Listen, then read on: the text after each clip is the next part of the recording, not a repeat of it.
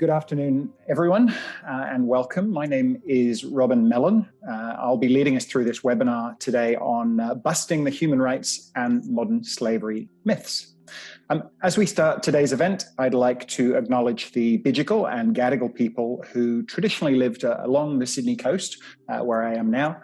Pay my respects to elders, past, present, and emerging, and also acknowledge the traditional custodians of the land wherever you're joining this webinar from across all states and territories, and indeed internationally. I've noticed a number of international people joining, so great to have you here. Welcome to everyone who's joined us today. I'm glad you could make it. A very warm hello also to everyone who's listening to the recording after the event, as we will be recording this for future access. And also, as we start, it's important to acknowledge the more than 40 million people around the world who are in conditions of modern slavery in many different ways, which is, of course, the issue at the heart of today's conversation. Today, as you will have seen, today is World Day Against Trafficking in Persons, as proclaimed by the United Nations General Assembly in 2013. And current figures that you can see for yourself show that people are most commonly trafficked for sexual exploitation, for forced labor, for forced begging, for forced marriage, for selling children and as child soldiers, as well as for removal of organs. And just to continue with the trafficking figures, the most recent ones, it's shown that women make up 49% of people trafficked globally, and girls another 23% of all victims of trafficking. And research shows that most victims are trafficked within their own country's borders, and those trafficked abroad are often moved to the richest countries. Now, in a moment, I will introduce the experts who will be contributing to this webinar, and we'll hear just a couple of minutes from each of them about what they're seeing, what they're hearing on this topic, especially given their areas of expertise, given their sectors, given their industries. I'll then lead the discussion by providing each of the speakers, including myself, with some of the myths and misconceptions that we've been hearing around and about. Some of them may seem harmless and just need correcting. Some of them may make our blood boil, so we'll try to keep the noise down as we can. And then we'll go to you, the audience, for your questions. Please write your questions in the chat box as we go. You'll see the chat box down on the screen. So please do provide questions as we go. We'll try and answer as many as we can in the time provided, and we have left time at the end for that. So remember, this is your chance to ask questions of some of the experts here across these different sectors. So if you're wondering about an issue and whether to ask, then it's likely someone else's too. Please try and keep questions reasonably brief, no essays please, so we can get through them. And we'll be wrapping up between 1:15 and 1:30 p.m. So I do hope you can stay and help us bust as many myths as possible. During the webinar, you're all requested to keep microphones on mute so that we can get the best audio quality possible. And the speakers will be talking without slides, so feel free to listen along. And as I mentioned, an audio recording of the webinar will be made available after the event on different websites, including the Supply Chain Sustainability School here in Australia. So as I mentioned, my name is Robin Mellon. I have multiple roles, but for this webinar, I'm the CEO of Better Sydney and project manager for the Property Council of Australia's Modern Slavery Supplier Platform. With me, I am very fortunate to have some of my favorite people working in this space. Vanessa Zimmerman is the CEO of Pillar 2 and Chair of Human Rights for the UN Global Compact Network Australia. She's representing Pillar 2 today.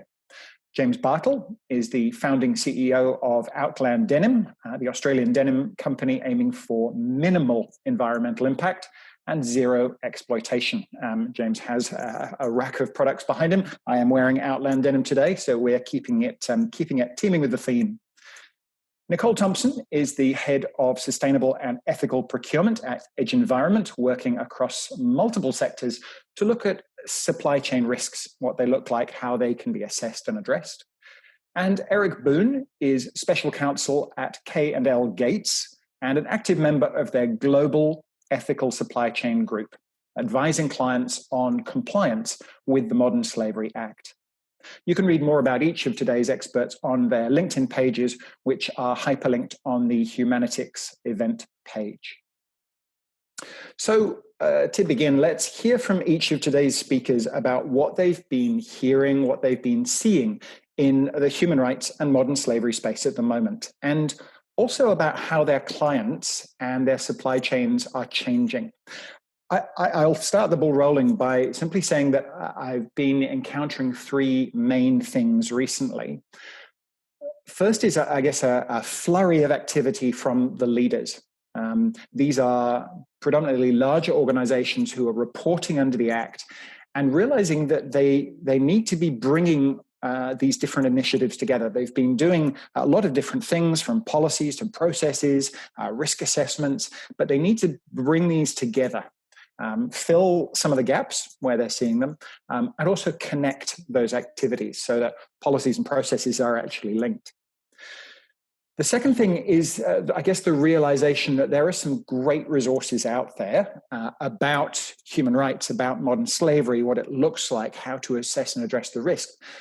But the information isn't necessarily getting through to the people who most need to access it, through the supply chains, the suppliers, through down to labor and raw materials. And the third thing is that there is still quite siloed thinking. I'd be interested to hear whether this actually turns into a myth, but there's still quite siloed thinking with, for example, property people really only looking at property case studies and manufacturers looking at manufacturing case studies, despite the fact that all of these supply chains are beautifully, crazily, intrinsically linked, as everyone is client, supplier, landlord, tenant, provider, collaborator. So we need to be looking outside our lanes a lot more. And the Property Council of Australia's supplier platform is just one project that's already seeing how a lot of these dots are joining together. Vanessa, I'll throw to you first. Can you give us just a couple of minutes on what you're seeing and hearing around the industry? Sure. Thanks, Robin, and thanks for having me today. So just following on from your point around silos, I think there are silos between sectors, but also silos within organisations that we're seeing. So still quite a bit of separation in some instances between, let's say, the procurement team and the sustainability team, where in fact it would be better to see much more coordination between them, not just on modern slavery reporting, but also obviously on risk management, especially because, as we know, the Modern Slavery Act covers not just supply chains, but operations as well. So it would be good to see more of a breakdown of silos there, but we still are unfortunately seeing some of those silos coming up with our clients and others. The second point really is around COVID-19, and we are seeing heightened risks of modern slavery at this time, where people who were already vulnerable may be now even more exposed to the risks and to the dangers of being embroiled in modern slavery. But that's to be balanced against probably now a more difficult situation for some companies in doing due diligence on their suppliers, in monitoring, in getting down onto the ground if suppliers were, if a company was used to auditing suppliers, and really having to look for some more creative options for the use of technology to be able to do the same type of due diligence that they did before. But I think the takeaway message there is that due diligence shouldn't stop now. In many cases, it may need to even be increased so that companies are aware of the risks and the unintended consequences that they may have at this time. And the last point really is around that risk identification. There's a whole range of methods that companies are using to identify their modern slavery or broader human rights risks. And some companies are doing an excellent job, but other companies seem to still be quite reticent to do a proper deep dive into their risks, as they worry, I think, about what they'll do if they find those risks. So what will they do if they find risks in a certain category or a certain set of countries, and what that might mean for ongoing action. But what we've seen from investors, from customers, from civil society and others is that there's an expectation there that obviously they will find those risks and they'll do something about it. And I think we're just seeing even more sophisticated questioning come out of these stakeholders, and a need for companies to be able to describe their risks. And again, not just because of the Modern Slavery Act, but also in order to effectively manage those risks. So I'll stop there. Thanks, Robin. Thanks, Vanessa. James, let's go to you next. I'd love to hear what you're seeing, what you're hearing around the industry, particularly around human rights and modern slavery at the moment. I mean, there's a lot of talk going on, and in particular with brands here within Australia. We're in the fashion industry, and because of the unfortunate tragedy that happened in Bangladesh, where so many tragically lost their lives, it really raised this question of your supply chain and what was happening within it. And because of that, that's really what got the fashion industry really ramping up in this space. And then some other amazing organizations that have been working to build the awareness amongst consumers. But so what we're seeing within the fashion industry is that brands are now hyper aware that they need to address this. But it's a really scary thing for a fashion brand to start to look within their supply chain. I think it's rated as number 2 as the highest risk of slavery being within the supply chain, according to the Walk Free Foundation's research. And so we know that more than likely a brand is going to find it within the supply chain. So I think what we're hearing and seeing within the industry is that we want, or other brands want, to find a solution to this. It's overwhelming. It's confusing. I don't know what to do about it. For those brands that are trading north of $100 million, they're now required to report on this with the Modern Slavery Act. And so I understand the fear that's around this, and so I think that it's that there's a lot of room for us to be able to educate brands on the reality and taking the next step. And I think that that's learning from other industries as well, and the way that they've addressed these issues. So I think fear and confusion would be, I would say, what I see most of within the fashion industry. Gotcha. Thanks, James. Nicole, let's turn to you next. I'd love to hear just a bit about what you're seeing and hearing around the industry. Yeah, so I guess to follow on from James there's definitely that fear and confusion, but we're seeing the clients that we're working with, as they start to dig down and have a look at risk, they're having that understanding that, yes, actually there is a lot of risk throughout both operations and supply chains, and that it's going to be a long process, a long journey. And so what we're finding, I guess, to calm some of that fear, using the analogy of safety. And so modern slavery at the moment is where safety was, say, 20 years ago. And so there's that kind of that calm that, okay, we need to do something, but it is going to be that slow process. But also, as they kind of understand, okay, well, we've worked on safety for a long time, and there's this acknowledgement that we've got risk management processes in place and procurement processes in place for evaluating suppliers on safety and quality, and there's due diligence processes already there that we can lean on. So I think there's this gradual understanding that modern slavery doesn't need to be this new bolt-on. It's something that we can actually integrate into what businesses already have in place and that they've built up over the years. Yeah. Thank you. And Eric, last but not least, what are you seeing? What are you hearing? I guess both from your perspective and that of K&L Gates here in Australia, but internationally. Yeah, it's been quite interesting. I think you raised the issue of the siloed nature of the benchmarking exercise. And I guess that is something I really have seen movement. I guess when we were initially contacted by many of our clients, it was more of the whole idea of legal compliance, very much looking at this as a legal compliance measure. And it has since moved more to, I guess, a peer benchmarking. Now, how do we define the peers is the question. I think you're right that many people were initially looking at very much how their peers in the industry were acting.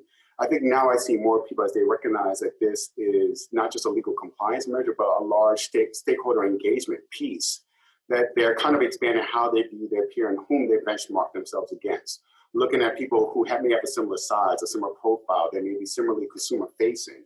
So that has more shaped as to who they want to benchmark themselves against. And I think that's been an interesting movement for me also when we had these initial engagements. I've noticed the conversions of some of our clients. Many of our clients contacted us with a very discreet engagement, really looking to do the minimal level of compliance. And to see them move as we help them to understand the issue, contextualize the issue, help them to understand the prevalence of modern slavery, it's really interesting to see them now move from just merely trying to be a resistant participant in respect of a compliance measure to really figuring out how they can exert their corporate influence to minimize the prevalence of slavery in their supply chain. So I've been very pleased to see those people who have converted and now seeking to go from being in the middle of the pack to being leaders and simply want to benchmark themselves against leaders in the space. Thank you. There was some interesting perspectives there, I think, from fear and confusion to leadership in the space and everything in between. So it's good to, I think, sort of get an idea of what's going on. Let's move on to, I guess, the main part of today's webinar, the myths, of course. What I'm going to do now is go from speaker to speaker with one of the myths, take it in turns, the misconceptions that they've been hearing, and we get to hear their responses to these. Eric, you were last, and now I will turn to you first. One of the myths that I've got down here: large organizations always find it really hard and are far too slow to change direction. That goes to the point, that's a brilliant myth to bust, and that goes to some of our clients that we were working with. Like I said, when we help them, it's been very interesting when you engage with clients and you start to talk about contextualizing the issue. And I think for us, what we found and what we discovered is that it really requires you to stop and pull back, and I have to blame some of my legal counterparts in other firms who really initially took a very, I guess, compliance, tick the box process with respect to the Modern Slavery Act. You saw so many checklists being floated around in respect to the Modern Slavery Act. So we really were trying to, and I understand it's a very complex issue, they were trying to introduce simplicity to it. But I think what you really need to do is when you're talking with your clients, you start to contextualize the issue, understanding what it means to them, but then also figuring out how to communicate it to them. I think when you talk about large organizations, you have to recognize there's already somewhat of a corporate speak. Like Nicole has said that they already have procedures and processes in place, and it's how do you tap into that process or tap into their communication process. One client I was really pleased, you typically produce these memos, beautiful memos about how to get them on board. And I said, let's not do that. I said, how do you typically communicate within your organization? What does your standard memo look like? Let's take out how to visualize some of this as well so that we can get the engagement and the buy-in from the necessary stakeholders, but them to really onboard the issue and figure out how to create more champions. So you're really trying to figure out and talk with your clients and say, okay, let me understand what you're dealing with internally to get buy-in. And let me figure out how do we shift that. And when you shift that and you start to really bring the necessary people to the table and you get that corporate buy-in, I've been amazed to see how they've been able to turn the tide. So dealing with large multinational organizations that have compliance in other jurisdictions and have done what was necessary. And we all know the compliance rates in other jurisdictions, whether it be California, UK, and the like, it hasn't been what we dreamed of. And it's been really interesting to see how much more the stakeholder engagement piece, particularly here in Australia, has driven compliance, probably more so than any fears of penalties or anything like that may have driven it. And we would hope would drive it impossible in connection with other legislation. So it's really been interesting for me to see that process and to see that. I remember one client who had been doing a modern slavery statement in other jurisdictions, and to see the movement that occurred when we did this more contextualized process with them.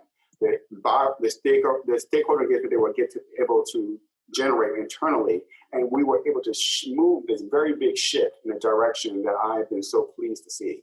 So I think it's just not necessarily, it's really giving that bespoke, tailored advice and really understanding how hard it is for people to understand this issue, contextualize it, and understand it in the scheme of their operations. As you said, Nicole, I think the whole idea of how you take these policies and procedures and not just have them sit there, but basically how do we operationalize them? How do we internalize them? And that has been good to see that process occur. Thank you. Good. Good myth to start with. Let's go from large business scale down to small. James, one of the myths that we're hearing, we're just a small company, so we don't have any influence or we don't have any leverage over our supply chains. Tell us your thoughts.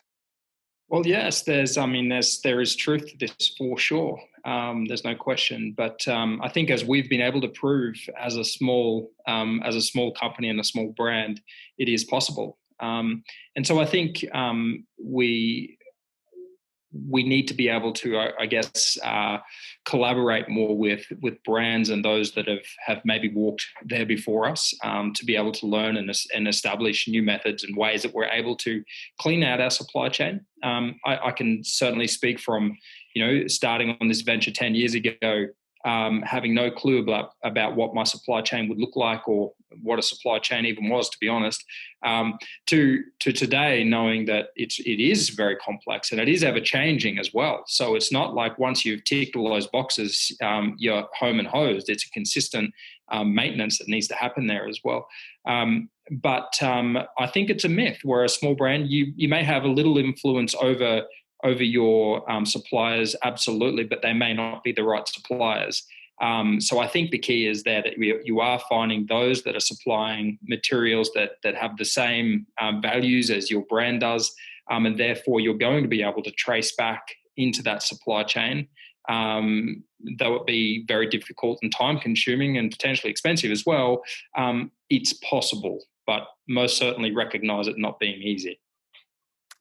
Thanks, James. And I like the verb you used early on there about cleaning up your supply chain. It's a very valid point, finding people whose values are aligned with yours. And it's not an overnight thing, but yeah, very, very important. For sure. Vanessa, I'm going to turn to you next with a myth that, given that we read today, it's reported that the central repository, the registry, will be launched later today here in Australia. The myth that the Australian Modern Slavery Act and other stakeholders like investors or NGOs expect us to certify we are slavery free. Thanks, Robin. Thoughts.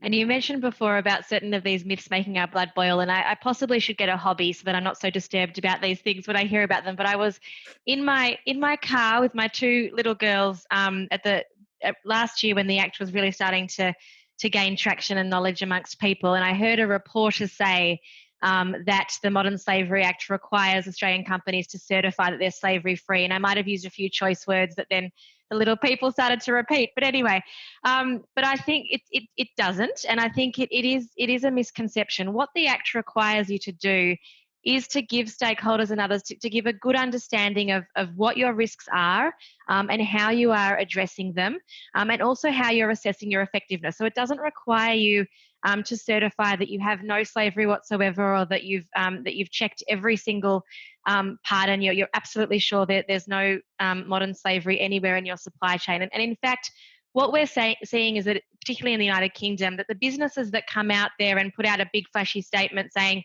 we have no slavery, we're absolutely sure, are the companies that tend to get themselves into trouble more than the companies that actually say, we haven't got this all figured out yet, we're looking, we're trying to find it, we think we probably do have modern slavery somewhere in our supply chain and we're trying to do something about it, rather than putting out big statements that say they're slavery free. And I think in terms of civil society and investors as well, I think obviously particularly civil society as well as the socially responsible investor group, but also broader investors want to see that you're managing your risks as a company.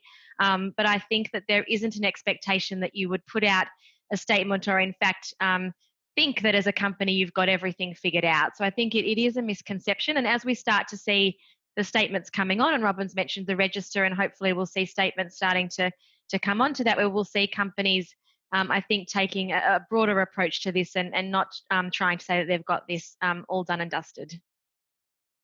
Thanks, Vanessa. Good point there. And I guess from James cleaning up his supply chain to you cleaning up your language in the car, I think it's all a journey. Let's go across to Nicole, because I know this is one that you and I have both heard a number of times. It's almost an excuse, but we'll label it a myth. You don't have to go from zero to hero in your first year of reporting. Tell us your thoughts. Yeah, so, and I'm probably guilty for using this one myself, actually, when we've got those clients freaking out about their supply chains, that you don't have to go to zero to hero overnight. But I think the myth here is really that because this is such a new issue and, everyone's starting from scratch, and that's an excuse to do the bare minimum.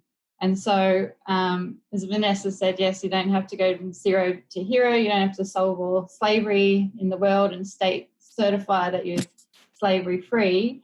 But I think the flip side to this is complacency. And so I think it's important to say that you're dealing with your modern slavery risks, but don't say that, we'll deal with the rest later. Also similarly, we're seeing a lot of like, let's update the policies and contracts, and yeah, we've got that sorted. Because what we're seeing from the clients we're working with, and this is everything from like fashion to supermarkets, property, construction, telco, is that there's a real broad approach and many different actions that people are taking. So there's no shortage of things that businesses can do.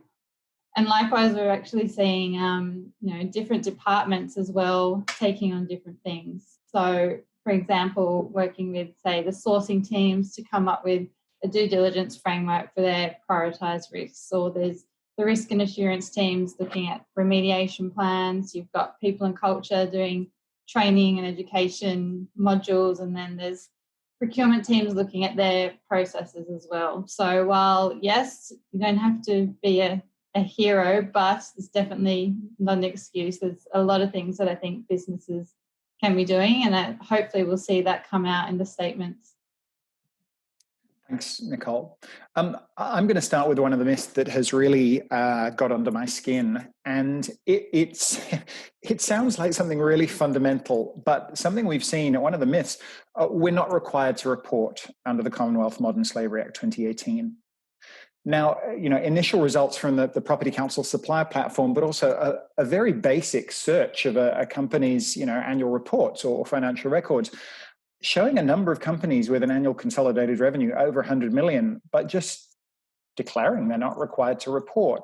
And I think there's a number of organizations that need to get this sorted out pretty quick smart, because we're already in their reporting year. They need to be reporting now. I think there's a number of companies that are going to get surprised quite quickly. So I think that's a myth they need to bust very soon indeed. Eric, let's go back to you. I know Nicole and I have heard this a number of times, so we'll try and sit this one out patiently. But we hear organizations say, we've put some clauses into our standard contracts that should cover our modern slavery risks. That's enough for now, isn't it? Yeah, I love that one. That one's a bit scary, Robin. Don't worry, it gets me quite upset too. And I love the things that people think, even the requests from us, like I mentioned earlier, how they want us to do these discrete engagements. They want us to give them typical clauses to drop into their supplier contracts and the like, just to kind of do that checkbox procedure. And again, I blame some of the checklists that were being circulated at the time of the introduction of the legislation. That really kind of prompted that. But I think I laugh about it because it's sometimes the clauses that you see that are just really going to that whole idea of compliance on a very cosmetic level. And I think what Vanessa brought up is key, the whole idea of the sophistication of your stakeholders, right? If we really move this from this whole idea of just merely legal compliance and some checklists, but really towards that stakeholder engagement piece and really recognizing that you're going to have this really vetted by a very sophisticated stakeholder group that are really engaged with this issue, that recognize the complexity of this. And I love some of the clauses that actually get inserted. Everything from having a certification from your suppliers that they have no modern slavery in their supply chain.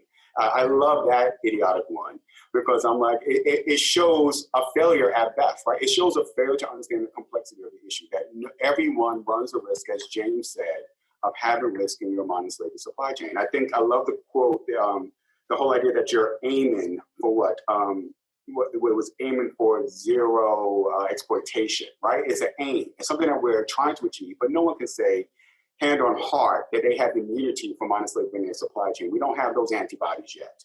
So the reality is it's an ever dynamic thing that you stop seeking these certifications that you can't rely upon.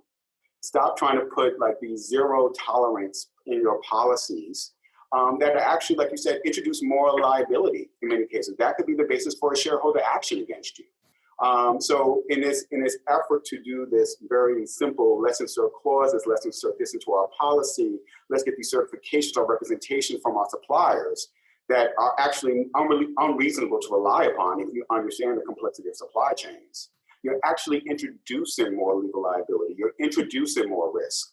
So I think understand that and pursue and really pursue substantive engagement on the issue and understand the stakeholder groups, the millennials that form the employees that you're trying to recruit that are forming the larger part of the investor base, or it may just be a large part of your consumers, understand this issue probably more than you do, obviously, if you're asking for those clauses. That's a really good point. Thank you. And it's also good to hear those different voices rather than the people resorting to contracts. Actually, that's a really good segue. James, I might turn to you because I think probably one of the myths we're hearing in multiple sectors is that consumers aren't interested in better human rights records when it comes to things like products and materials, and they certainly won't pay any more for things. I'd love to hear your thoughts. You are allowed a free pass. You can mention Meghan Markle once. But tell us what you think. Are consumers really interested in human rights records? Absolutely.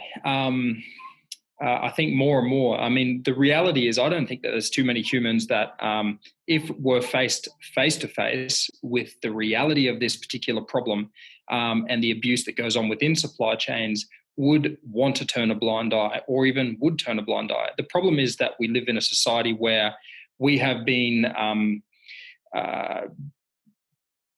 lied to essentially as to the reality of what we should have and at the price in which we should have it. So will people pay more? I think we are proof to that. We sell a $200+ jean.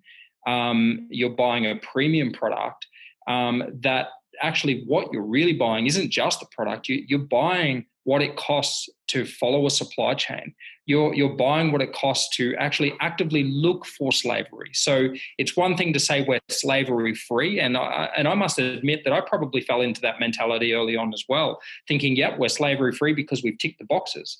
But as I've gone further into this journey, I've realized that our supply chains are so complex and changing all the time that this is an ongoing investment.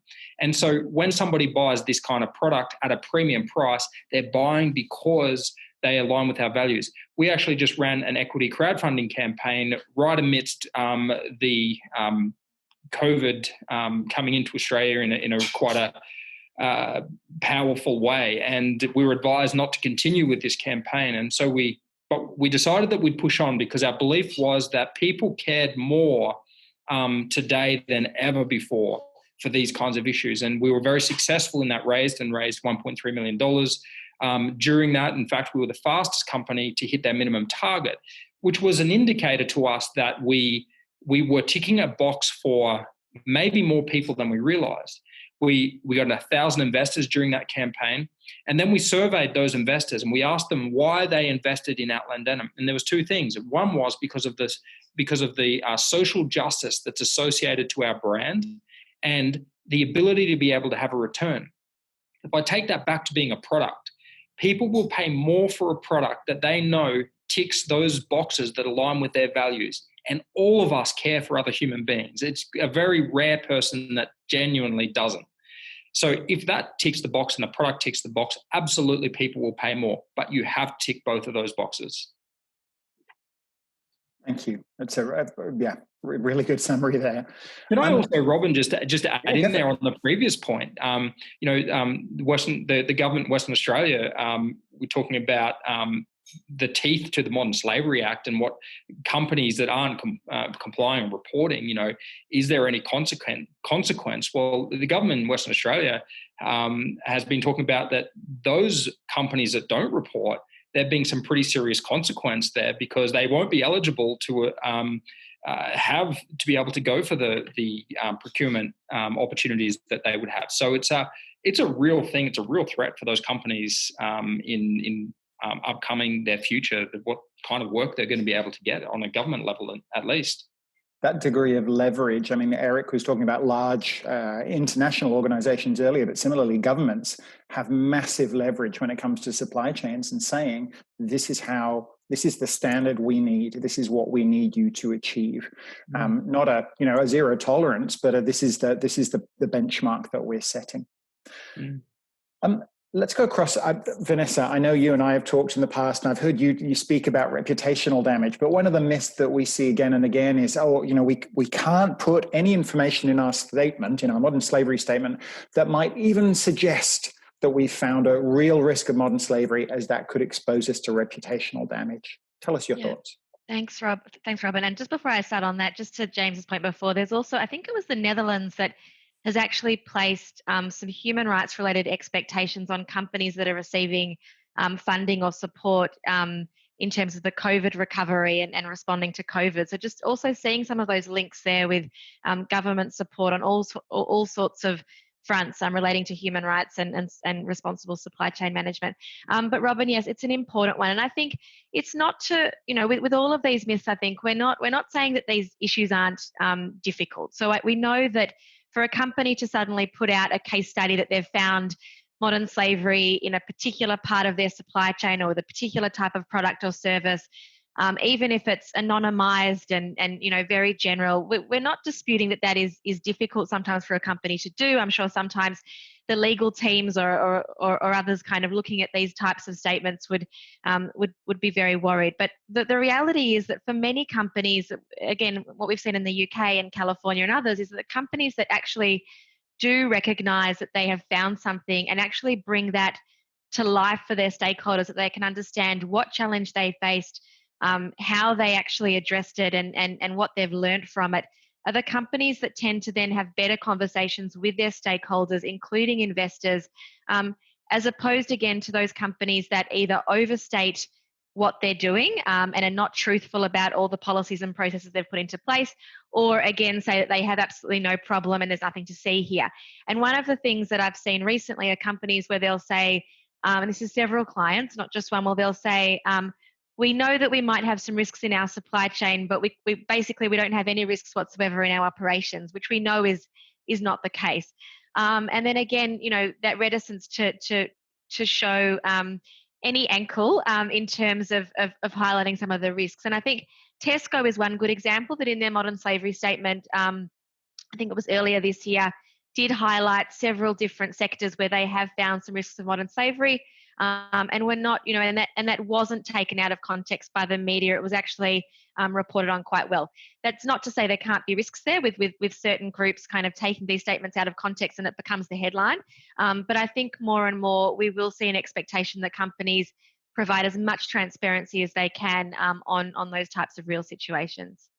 Thank you. That's a great point. And I think there's a point there that we might get to later about the way in which these things are reported. And, I know the business engagement unit at the Department of Home Affairs was trying to do a lot of work with journalists and with the media about how these things are reported to encourage, I don't mean a necessarily a positive outcome, but to try and report these things objectively rather than going for a gotcha moment. Yeah, exactly. Nicole, I might send you, I've seen this one written down myself a number of times and reacted to it, but the statement that companies should prioritize risk in their biggest spend first. Tell us your thoughts around that.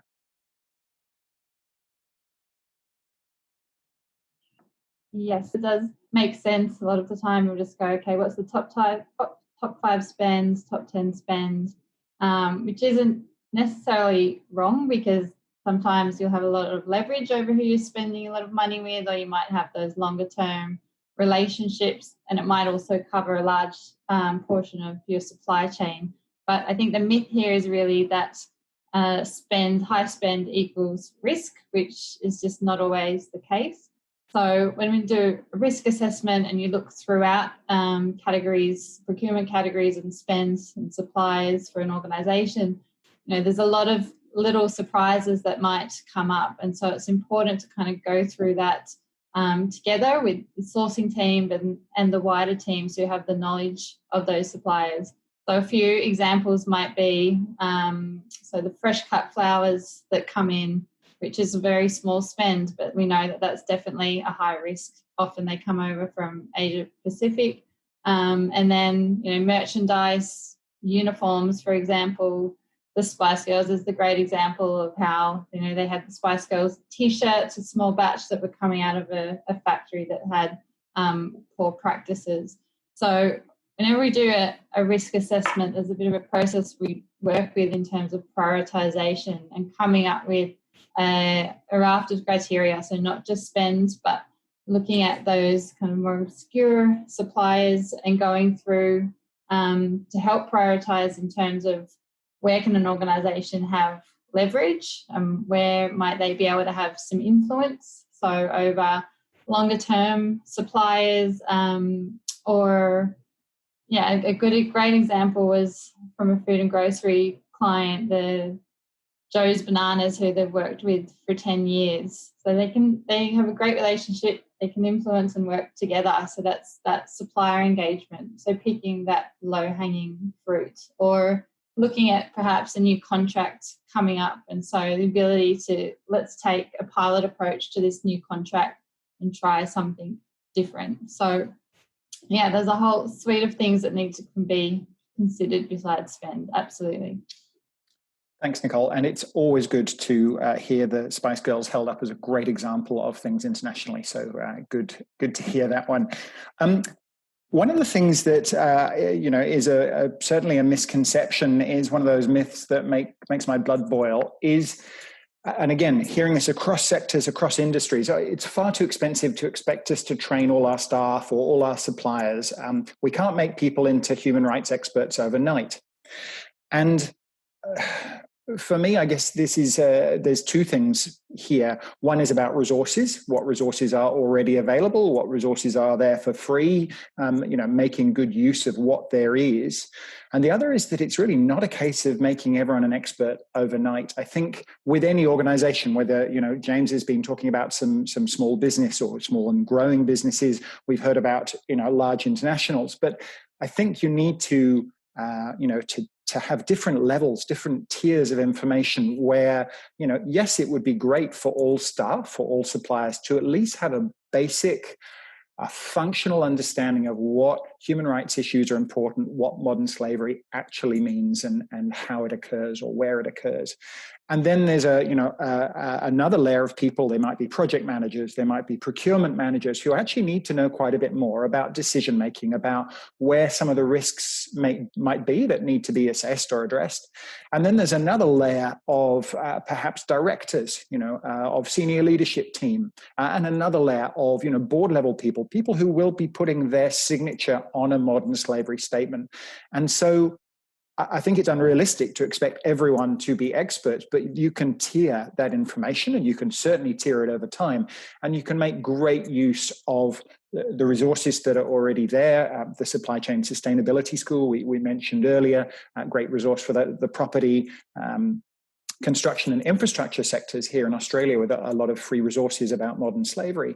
But, Be Slavery Free and Anti-Slavery Australia, there's a lot of great resources out there which can be connected to from YouTube videos and online e-learning modules. So I think it's not unrealistic. And, I'm not going to touch on Nicole's Zero to Hero, but we can make sure that these changes, this knowledge is incremental. It doesn't have to be an overnight thing. One of the questions, I'm sorry, I'm going to go wildly off script here, and I might go to maybe Eric and Vanessa here. One of the myths that came through in the chat box is that slavery is so ingrained in the global economy that if we remove slavery from our operations and supply chains, profitable companies will close and the economy will fall into recession. Now, I'm not expecting you to debunk that one in just 30 seconds. I've heard lots of different versions of that. Indeed, on previous webinars and training sessions, people have said, well, how much extra would it cost us to pay all the people in our supply chains a living wage? And I think it's a very reasonable question. But that myth about slavery being so ingrained that profitable companies will close and we'll see a global recession, do you have any thoughts about that? Any initial reactions or corrections? Eric, I might throw to you first and then Vanessa. Yeah, that's an interesting question, especially in the days of COVID, right? We know that one of the key drivers in the prevalence of modern slavery is the whole idea of labor cost cutting, right? So as we find ourselves in a global economic recession, as we find ourselves dealing with the impact of COVID and the idea that companies to survive are going to seek to cut costs, one of those costs that they're going to seek to cut is labor. So we need to really be mindful and really monitor that impact of COVID on our supply chains and increased risk of modern slavery. But I laugh about that because we talk about all the things that we do to prop up companies that would not otherwise be profitable. I don't know if we need to prop up what would otherwise be unprofitable companies on the back of the slaves. So it bears a question, and I think James is proof of that, in that people will pay the price, the real price for goods when it comes to them, if they understand the cost associated with that the cost that extend beyond just the dollar that they paid for that good, but the cost in the way of the human suffering that they're supporting. So I think it is more of a consumer education, and I think it's a lazy argument, I guess, on many people's part to okay their behavior or to okay their lack of vigilance to make sure that they're not unconsciously supporting modern slavery or asking their consumers or their customers to do so. And I do think that is the issue. I don't think we need to, it's funny, and I think the question raised, I guess a reference to Hamilton, and it raised the whole idea of the U.S. America's history of slavery and the vestiges. And I mean, we're looking like we're still 160 years out from the Emancipation Proclamation and the Civil War in America, and we're still dealing with the vestiges of modern slavery in many ways, and we see it basically pulling the country apart, and we're just still coming to grips with the reality of how that history has basically influenced the trajectory of that nation. So as you think about that, and you think about how you may be supporting slavery in other countries, and what you're supporting in the way of not just of the immediate victims of modern slavery, but the generational impact that follows. And that goes back to what James was saying, really understanding that cost, right? And building that in and understanding it. So I don't find that true. I don't want to necessarily pull out empirical data or do a quantitative analysis of that. But it may be coming from somebody who is from America, and I know the history of slavery in my own family's DNA. It is such a weird argument to hold up that we're going to keep companies profitable through the support of slavery. That just falls empty to me. Thanks. From the Spice Girls to Hamilton, Vanessa, any I thought you comments? were going to comment on my pink relating to the Spice Girls or something. I'm glad that Eric went first. We've heard the same things relating to similar things, I guess, in terms of corruption as well. But it's so ingrained we couldn't possibly do business without it, and we've seen, we've seen the protections that have been put in place there. And I think also, quite apart from the I knew he was going to start barking when I started talking. Quite apart from the human element here, I think that what we see is where there are companies where we do think that there might be slavery risks there. There's also often other risks as well, like safety, corruption, even product quality, those types of things that if a company is dodgy, for want of a better word, when it comes to how they treat their humans, there are probably likely to be other risks there as well. So that when we see companies looking into their supply chain and seeing if there are risks of modern slavery there, they are also seeing that those suppliers that are problematic for that are going to be problematic for a whole other range of reasons, which will also increase in the end financial costs for that company. But I just wanted to again bring it back to the human element, because I think one of the most important parts of the UN Guiding Principles on Business and Human Rights, which many major Australian brands have said they're committed to, as well as the government, is that companies should be doing no harm, that they should be respecting human rights at that very basic level. And so I think that is a very important factor to bear in mind, that when you're looking at some of the business risks that might apply here, to also think about and to prioritise the risks to actual humans here. And I think that both James and Eric have also made that point. And Robin, I may jump on comment from Vanessa. I think it was a good one to also mention. I think one of the myths that I wanted to quickly address was the myth that by doing this process of monitoring or auditing the risk of modern slavery in their supply chain, that they were introducing risk into their supply chain. That people felt like they were going to somehow damage their supplier relationships. And I think what I've seen in most cases is that as they looked at the modern slavery risk, they found that they were generally de-risking their supply chain, that they were looking at the coronavirus, they looked at the impact of the coronavirus, they saw the geopolitical risk, they saw maybe where they had too many suppliers and they should maybe concentrate more. They were dealing with supplier concentration issues. So I found that this exercise as a whole helped companies to de-risk their supply chain and actually pursue more commercial benefit, as Vanessa has pointed out. Thank you. No, that's a really good point. We might just turn to just a couple more myths, and then we can turn our attention to the questions, some of which have come through already, and other questions that people might have. I might throw this myth to Nicole, and it might overlap onto James because I suspect they're very similar or very connected issues. But one of the myths that, again, sector by sector you hear is we can't ask suppliers how much they pay their workers. There's almost an indignation and the fallback on, well, that's commercial and confidence. But tell us your thoughts on that. Yeah, this one actually came up just the other day. And so, my first response, and they ended up agreeing, was that if you're asking for this kind of information and they're a little bit shady about it or hesitant to share, then that's probably a red flag that maybe you do need to look and ask a few more questions. In terms of, it did come down to a legal perspective, and so maybe Eric can help out here, but my understanding is that if you've got the right parameters in place in contracts, that you can say that, if we're suspicious or if we want to find out, do our due diligence. If that's within a contract, then they can't say, no, it's not your business, really. But I think it's really important to just start those supplier engagements and build that trust so that suppliers don't feel hesitant to share that information, that it's level playing field, and that, come from it from the angle that we're working on this together. This isn't about penalizing you. This is about making sure that we're all doing the right thing. Yeah. Thanks, Nicole. And James, I know Outland Denim, has been building an ethical supply chain, a supply chain of people that connections that people that you can work with in the long term. But, any advice around that, trying to find out how people are paid, around that living wage conversation? Difficult conversation. It's nearly offensive to some, especially if they're doing the right thing. So I understand that it's awkward and difficult, and often it's information that you're going to really have to push to get, and that's our experience. We've had to push and push hard, and for a long time, a lot of the time, to get the answers that we need to get, whether it's good or bad.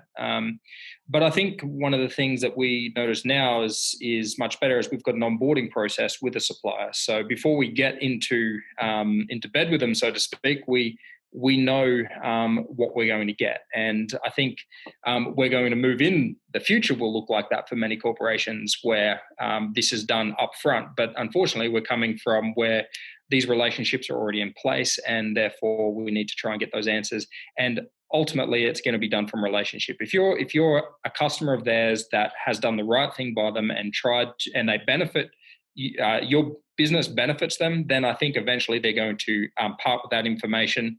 But it's about being persistent. And again, that supply chain, their suppliers consistently change. So it's very hard for them. And I think understanding how difficult it is for some of our suppliers to gather this information and to ensure and give you a guarantee that, yes, everything within our supply chain is being done the right way is also difficult. So I think a little bit of grace and understanding. Look, I think everybody responds better to being encouraged into a place rather than pushed in. Push gets pushed back. So it's coming about it strategically as well, and being smart about the way you're going to go about getting those answers. Thanks, James.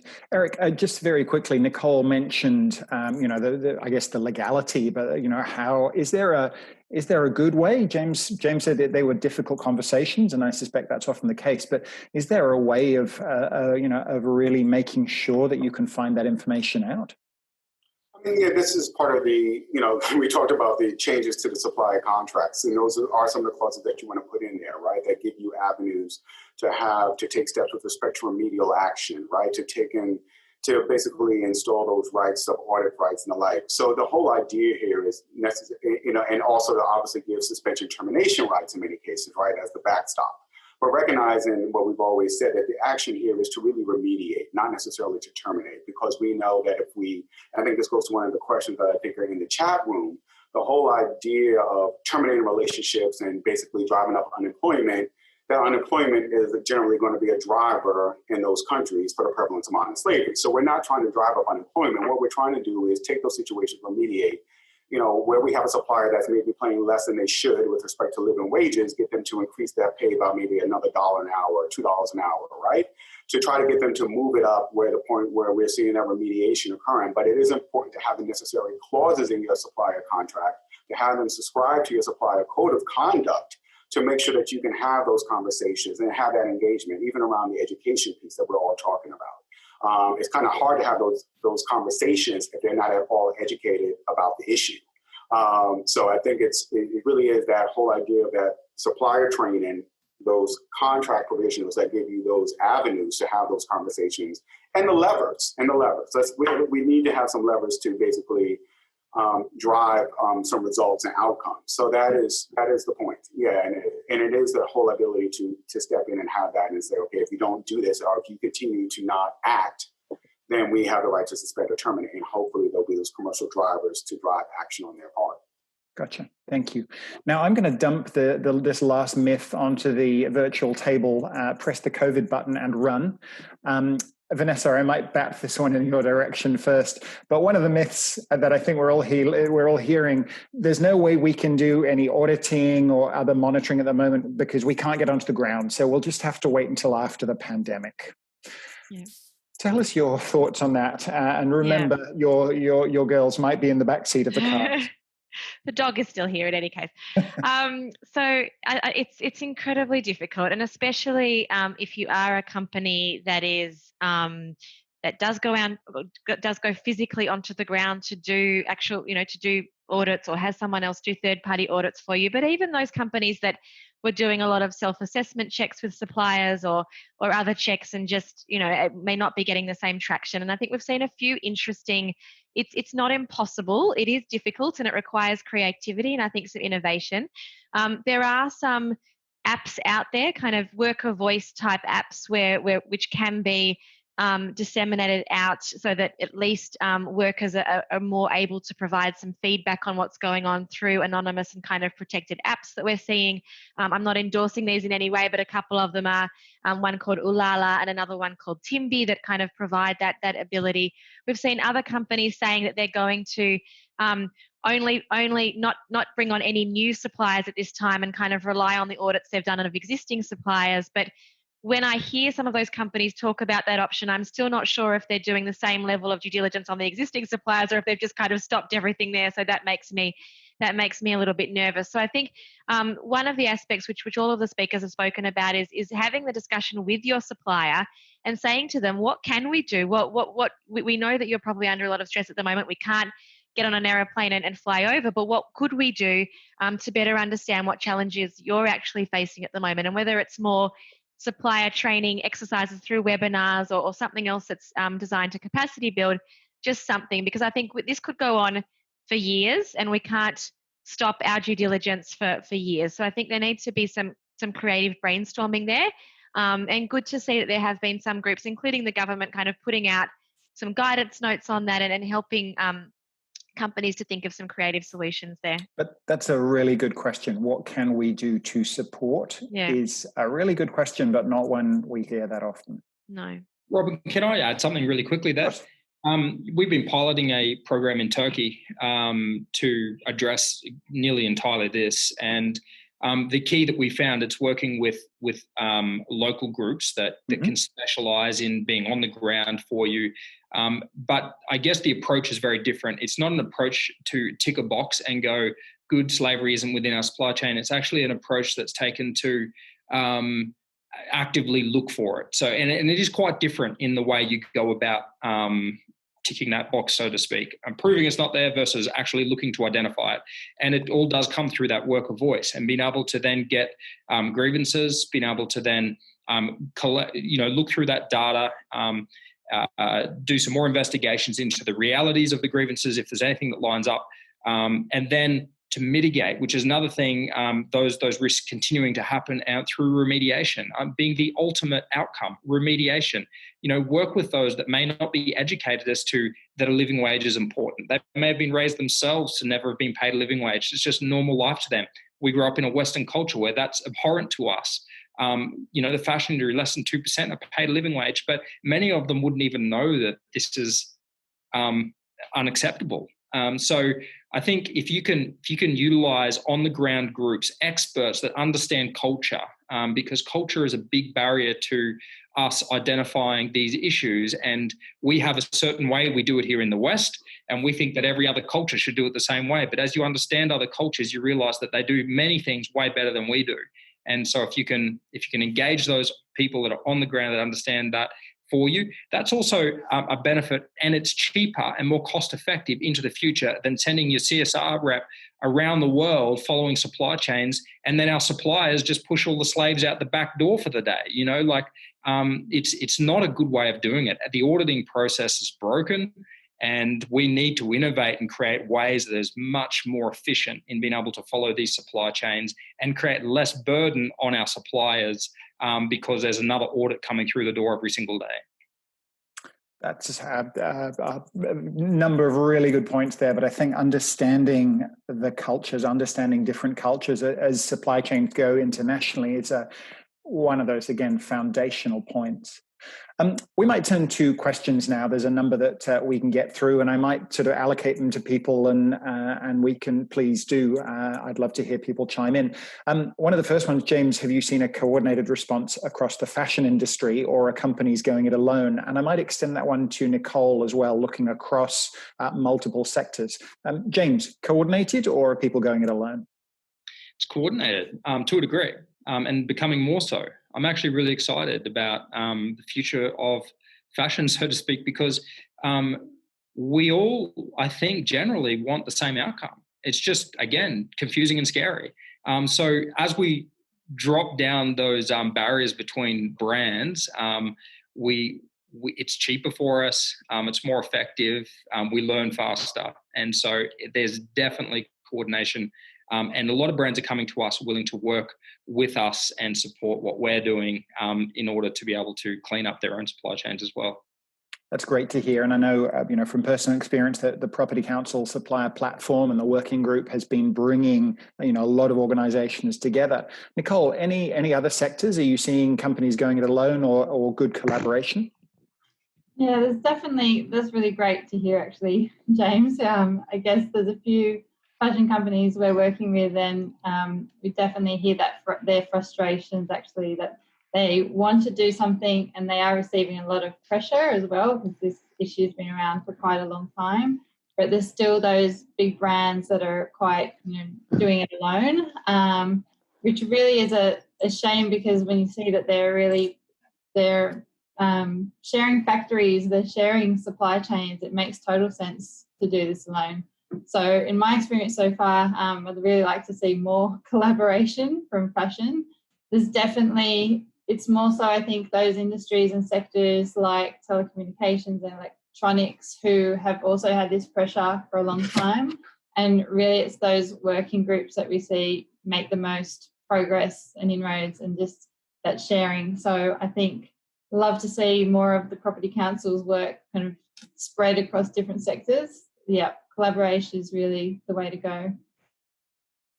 Thanks, Nicole. I might ask Vanessa and possibly Eric just to give us a couple of words on this next question, because it's perhaps detailed, but an issue we'd see replicated.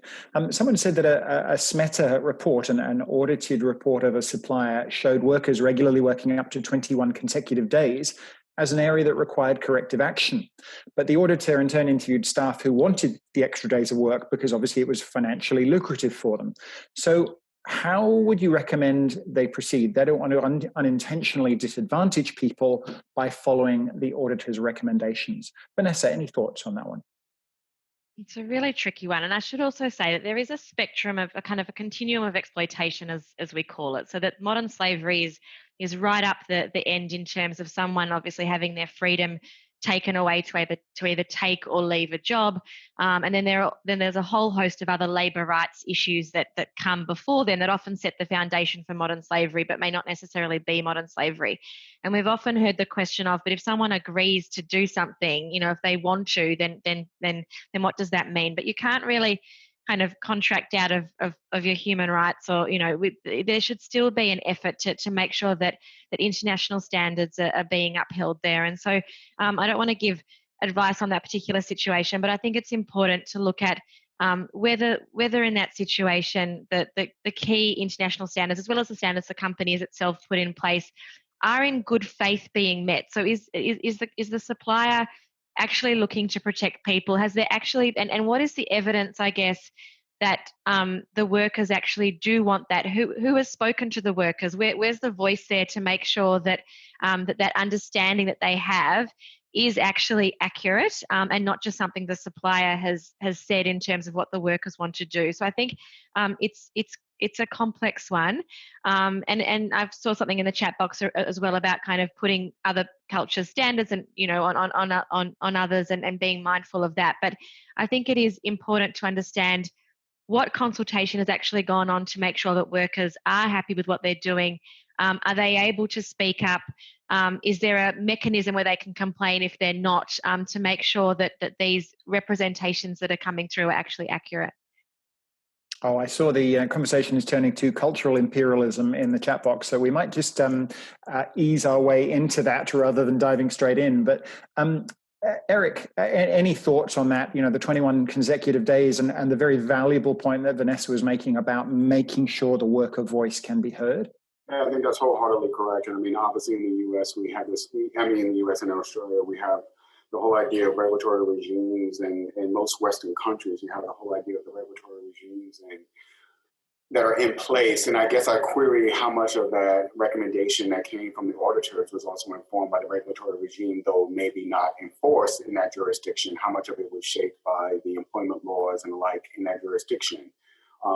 So it is, part of the things that we typically say is that people will comply with the employment laws, modern slavery laws, and the like of their relevant jurisdictions.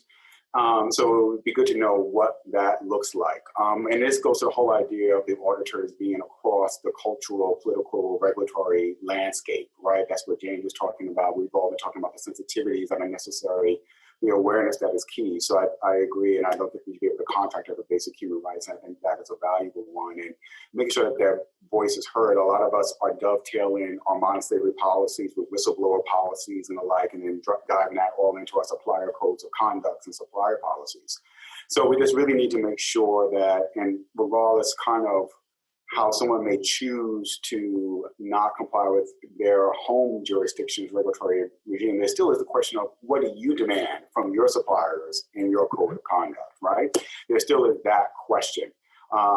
So I don't necessarily think we should, advocate our responsibility to those of a jurisdiction where there are political restraints and the like on the enforcement or the protection of human rights. I think we still need to have our codes of conduct that are informed by our morals, principles, and values. I'm not trying to say that we, again, have the cultural imperialism, but I think it has to be a matchup, and you need to do business with people, and I think good people should find one another.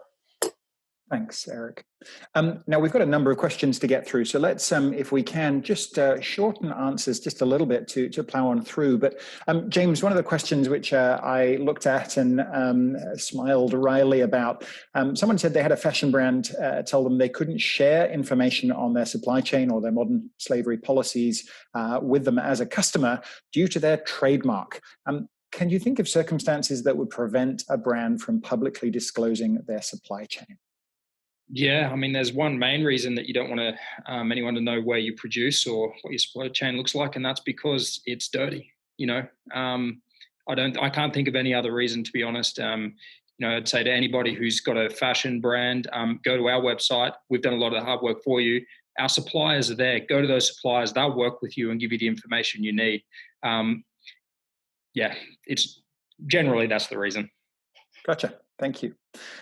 There was a great point made that I'll just mention before moving on. Someone said that it's time to change the narrative from fear to support. We were talking about journalists and media and those gotcha moments.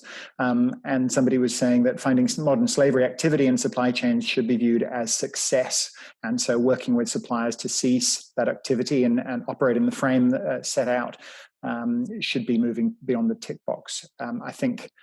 Beyond the box tick. And I think going back to James and Eric's point, I think we need to remember that understanding those cultural frameworks is really important around that.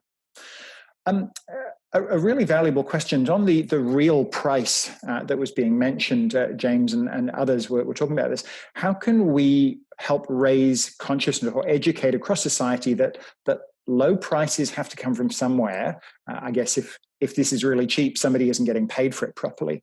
And how do we teach the real price of things? James, you might start on that, but maybe Nicole, if you want to add on. Refinery, I mean, we'll speak about denim. That's the area that I know best. And Refinery 29 did a great article a number of years ago. They followed the supply of a pair of jeans and the true cost if it was to sit on a retailer's bricks and mortar shelf. And what they found was if it was less than $100, you could be guaranteed that there was exploitation within that supply chain. I can also vouch for this because I know what it costs to produce something. And, being a small brand, our ordering is smaller than some of the larger brands. So therefore we do pay more on fabric, let's say, or our raw materials, but not to the extent of there being a $100 difference in the end price. I know that we have a smaller margin that we take from retailing our product than probably most or maybe all other denim brands. And that's because when somebody buys our product, they're not just buying the product, they're buying the education, the opportunity. They're giving somebody the opportunity to get themselves out of poverty or out of vulnerability of some sort. So the reality is we've become accustomed to paying a completely unrealistic price for most of the products we consume. And we just need to re-educate ourselves as to the reality of what things cost. Thanks, James. Nicole, again, educating people about cheap is not necessarily good. Any insights? Yeah, I mean, it's a tricky one. Fashion, James has done a great job at Outland Denim there. As you say, when you buy that product, you also buy the education that comes with it. And I think this is going to be really important across all sectors as well, from everything from mobile phones. I know I've got a lot of property construction people online today. And I'll just come back to my first point that we made on this webinar, which is that this is a long process and a long journey, and it's not going to happen overnight. But with the legislation, which is trying to create responsibility from corporates, and part of that responsibility, I think, is this education. So anytime they're selling a product, if they can start that process of considering, where's this coming from, and communicating, okay, are we putting a price up here? What's the reason? People respond to that this is real humans, women, men, children in our supply chain. So I think when you look at the, trying to sell sustainability, trying to sell human rights is a little bit easier because it's that personal touch. Thanks, Nicole. Following on from that, and it's a comment that's come through, or a question that's come through. We've talked a lot about companies and businesses and organizations, but really asking how consumers can have more of an influence on what companies do and how we spend our money. Vanessa, Eric, maybe just a minute from each of you. What are your suggestions for increasing knowledge and understanding of modern slavery issues, and how can we motivate people to support companies that are making serious efforts which may impact the price? I'll jump off because Eric was brave last time. In terms of I think it's interesting. I think there's consumers and there's also customers. So I think, first of all, if I just take it from a customer perspective of not necessarily, not the usual consumer you think of, but in terms of if you are working in a business and you do, and in terms of your own suppliers, actually having those conversations and asking difficult questions, because I know from my own experience, working within companies, that when the customer actually does ask you something really robust and interesting, and it looks like that it's not just ticking the box, but they may actually take their business away if you don't answer it properly, then that actually inside the company, carries a lot of leverage. Otherwise, I think as an ordinary consumer, that this register that Robin mentioned, it's going up there. I'm sure not a huge number of consumers who are not kind of deeply ingrained in this area will be going onto that website this afternoon, but they could. You can go on there, you can go and look at the statements that where you buy your children's clothes from, or where you do your shopping, or whatever it is, to see what those companies are actually saying. and thinking about what questions you could ask them. I think there are a number of reports out there that civil society do that kind of rank companies and benchmarking them to Eric's point earlier.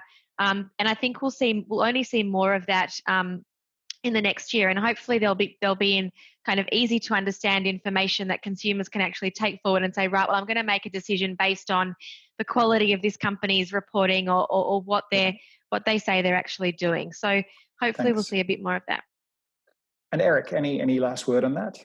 Yeah, I'll be happy to see what eventuates from the online register. I think that's a great point. Will that form part of the big data that may form a more concise shopping guide for somebody? Mm-hmm. I remember many moons ago being part of a student shopping guide for a better world. They kind of rank companies across different platforms, various ESG components. So I'd be interested to see, how much this online register being publicly available will form some information that can be pulled to kind of do a more concise spending guide for people. Thank you. Yeah, no, I'd love to see that happen sooner rather than later.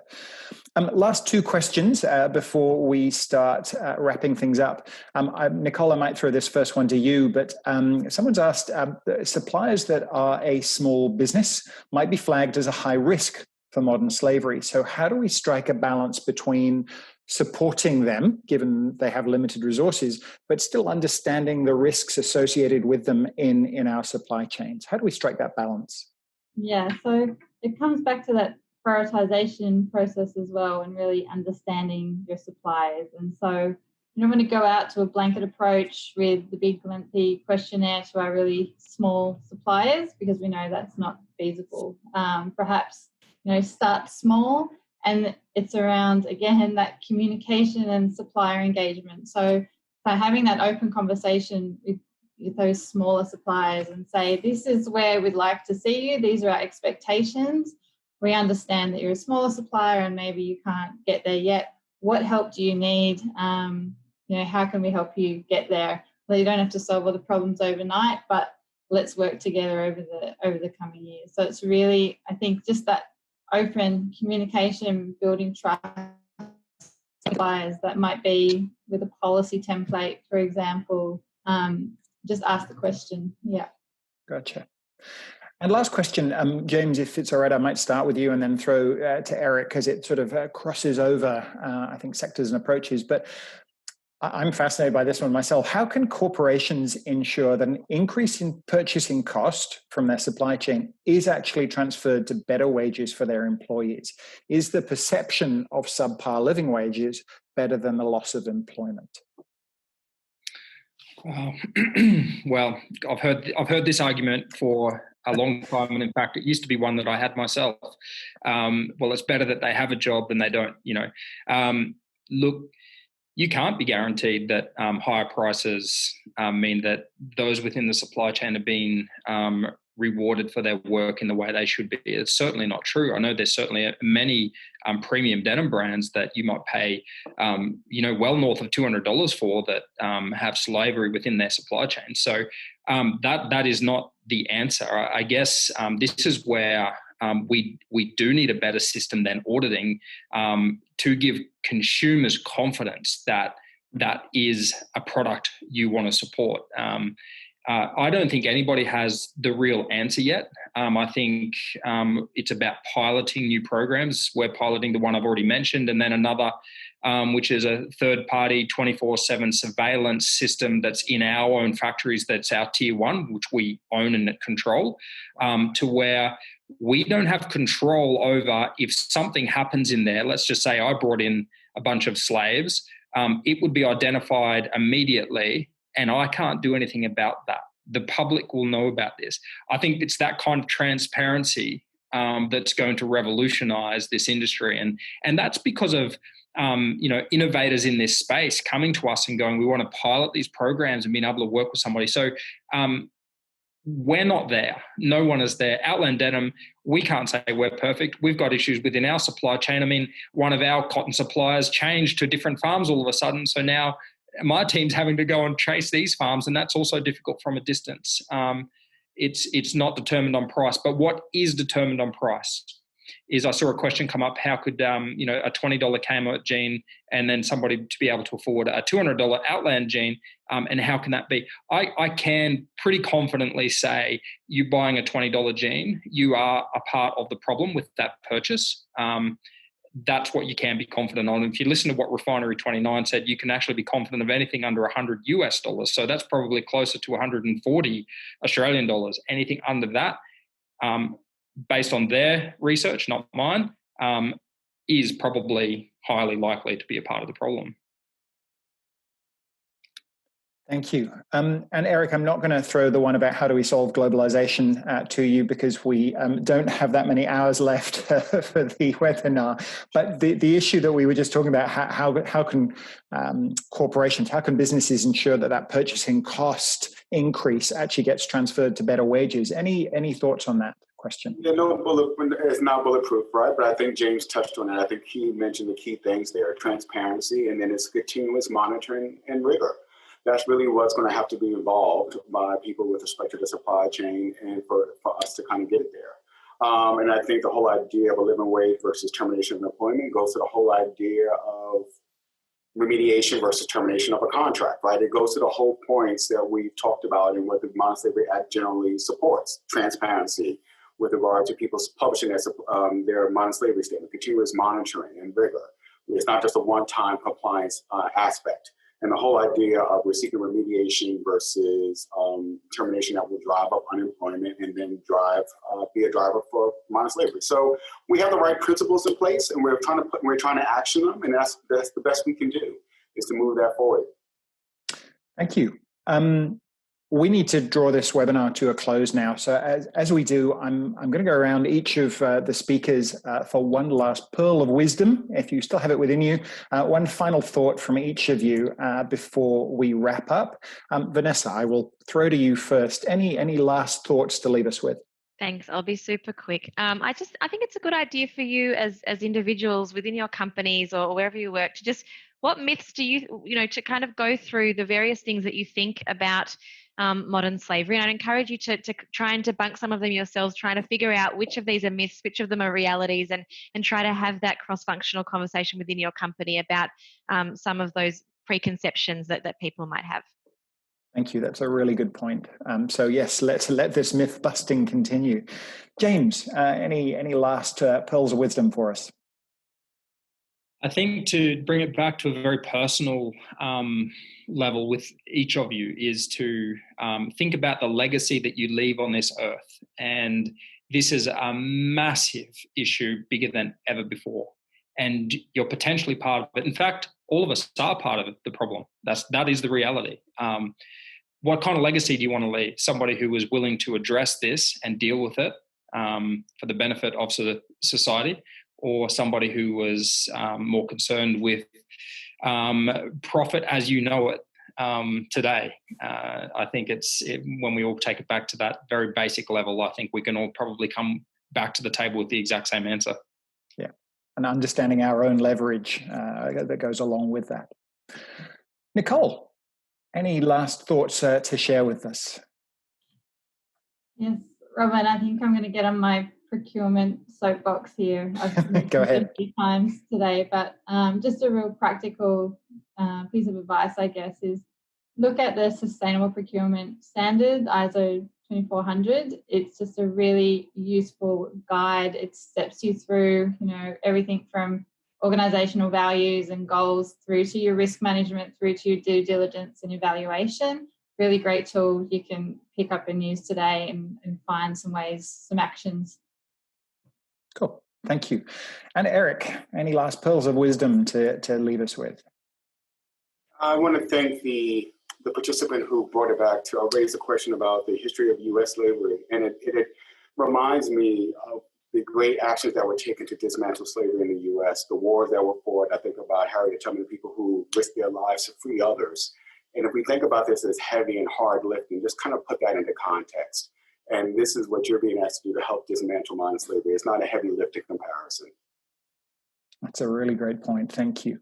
And as for me, I guess if I were to think of one pearl of wisdom here, I would simply reiterate, we've touched on it a number of times, that the best approach to continuous improvement, which is, of course, what the Modern Slavery Act is calling for, is going to be collaboration. It's going to be working with your staff and your suppliers to not just raise awareness of human rights and modern slavery issues, but to build on the strengths that will be there, to identify those skills gaps, and importantly, I guess, to develop corrective action plans, or whatever you want to term them, to see how you can work together to make each year better than the one before. We are bang on time. I'm very impressed. So I really need to extend my thanks. I love working with people as informed, as passionate, as articulate as this across the industry. So many thanks to each of our speakers: Vanessa Zimmerman from Pillar 2, James Bartle from Outland Denim, Nicole Thompson from Edge Environment, and Eric Boone from K&L Gates. And a big thank you, of course, to Edge for providing the ticketing and the recording capabilities today. Please do look out for the recording of this webinar on different websites. We'll be sharing this to make sure that the message can keep going, and we look forward to joining you at future discussions. So my name is Robin Mellon. It's been a pleasure leading this conversation on UN World Day Against Trafficking in Persons. Farewell from the panel. Thank you very much. Thank you. Stay safe, stay well, and thank you all. Look forward to seeing you next time. See you guys. Thank you.